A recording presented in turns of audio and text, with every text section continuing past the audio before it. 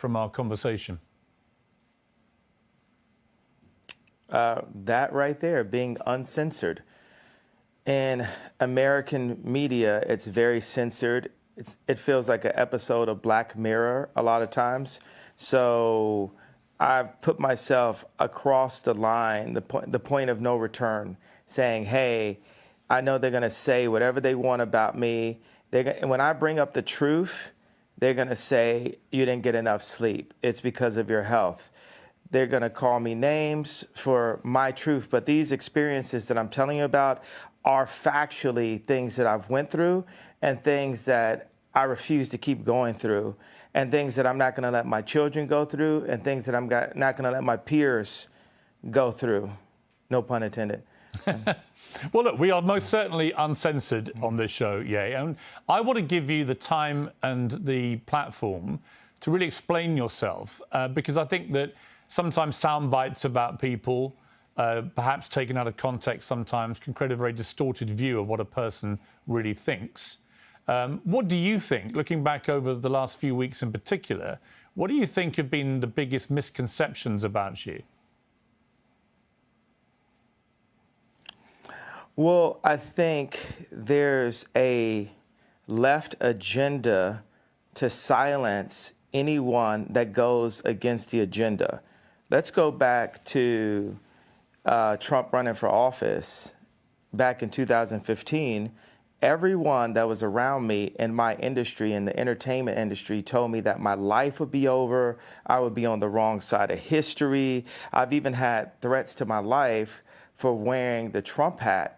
And it even ended up in, destroying my family and also making it where I have to raise my children differently because I actually am a person that's classified as Black. I classify myself as Jew, but a person that's classified that had been given that title in America as Black, in America, that I'm supposed to stay in a block of a vote.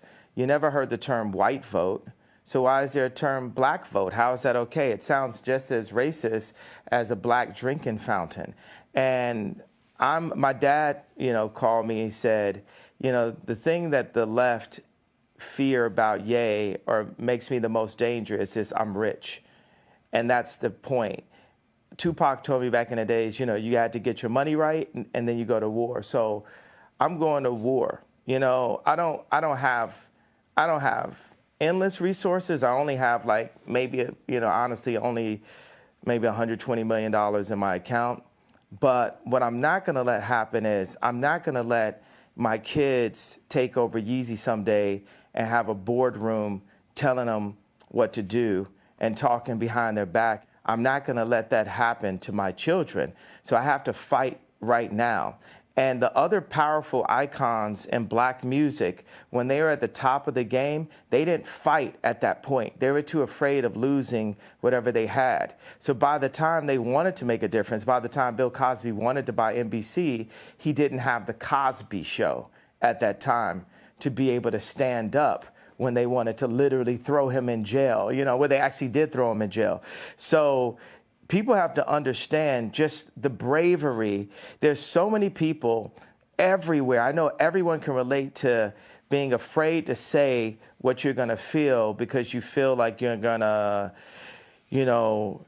lose something. So whether you agree with me or not, I believe people are going to feel the fact that someone is brave enough to say something. Every day I do 5 things that people have been historically killed for. Every day.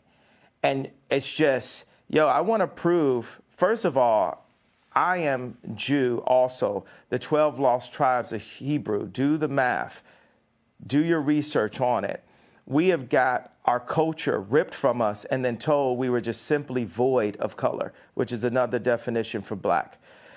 But if we knew we were a culture and knew we were a people, the way the Jewish people know, then we wouldn't abort ourselves. We wouldn't shoot each other dead in the streets and then rap about it. We wouldn't brag about, having sex with each other's wives. We would keep our families together and we would do business together. The most dangerous place for a black person in America is actually in our mother's stomachs, because 50% of black deaths a year in America is abortion currently. I mean, I can keep going, but I want to make it, hey, boom, ask me questions, let's go. I don't want to jump in too much, because here's what I honestly think. I think you have an extraordinary mind. You have a number of extraordinary talents. You're a musical genius. You're a fascinating public figure. What has been interesting to me is to watch the furore which has erupted in the last few weeks over a series of statements that you've made, which have caused, as you know, a lot of offence. And I guess before I get into them, I'm just curious as to whether you think there is a line for free speech. Listen, I completely agree with you that there is a war against free speech, that people are, treading on eggshells all the time, terrified of expressing honestly held opinions in case they get cancelled. I think we're living in a really insidious era where liberals are behaving like fascists. So on that, you have absolutely my agreement. But my question for you is, do you believe there are limits to free speech? And if they are, what are they? There are no limits to free speech. It's all context, right? Tarantino can write a movie about slavery where actually him and Jamie, they got the idea from me, because the idea for Django, I pitched to Jamie Foxx and Quentin Tarantino as the video for Gold Digger. And then Tarantino turned it into a film. But in that film, he puts a context, he creates a context where Leonardo DiCaprio is allowed to use the word multiple times within that context. So Hollywood's job is to frame things, and they allow what context, what content is accepted and what's not. We have our thoughts. Everyone has thoughts and ideas, and then people try to manipulate your thoughts and ideas.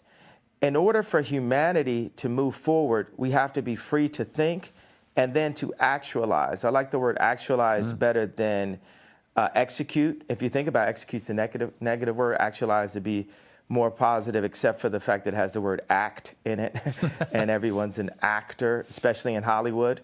I'm like top 5 writers in human history, so I really get into the power of words, and I feel very akin to Capote, Freud, Nikola Tesla, Da Vinci, Matisse, more Matisse than Picasso, more African cubism than Matisse. So I just do that. I throw out that kind of for the liberals. And that's the funny thing. It's like liberals let me hold you up on that. Me. On Matisse, when you say you're more Matisse than Picasso, as somebody who's a fan of Matisse and Picasso, actually, I spent a lot of time in Saint-Tropez where they all used to paint together. Why do you say Matisse? What is it about Matisse that you feel an affinity with? I feel like Drake is more Picasso and Ye is more Matisse. When we talked about, when me and Drake went to do the show last year for prison reform and to bring awareness to the incarceration of Larry Hoover, I sent him articles about the relationship of Matisse and Picasso and the need for these people. You need to have that.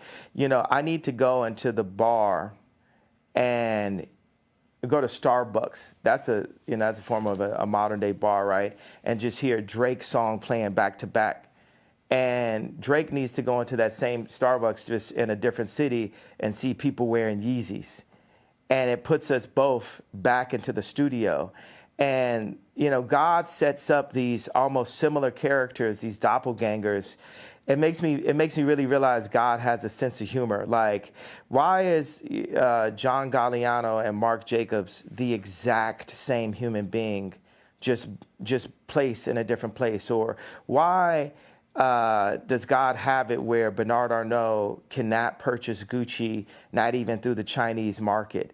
God does this to remind us that we are not God. Because when you take people like Elon Musk and Bernard Arnault and Trump or Jack Ma, Putin.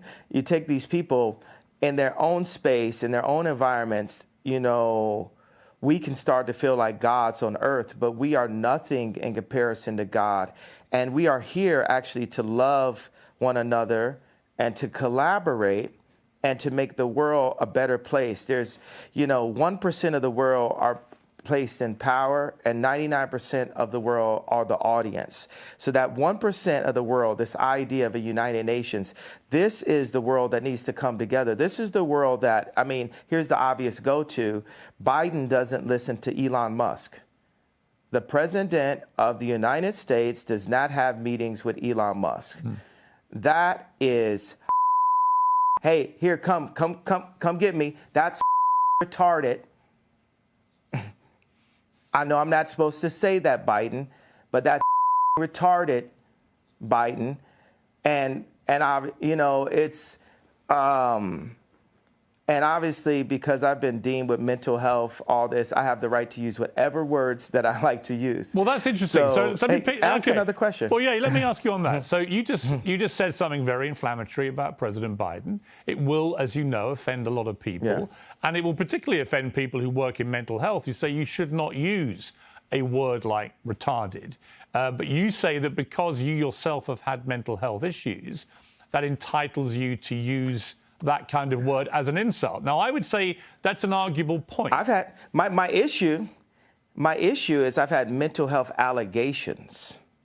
So do you believe that you have any form of mental illness? I believe that I suffered from exhaustion. I believe that I suffered from exhaustion.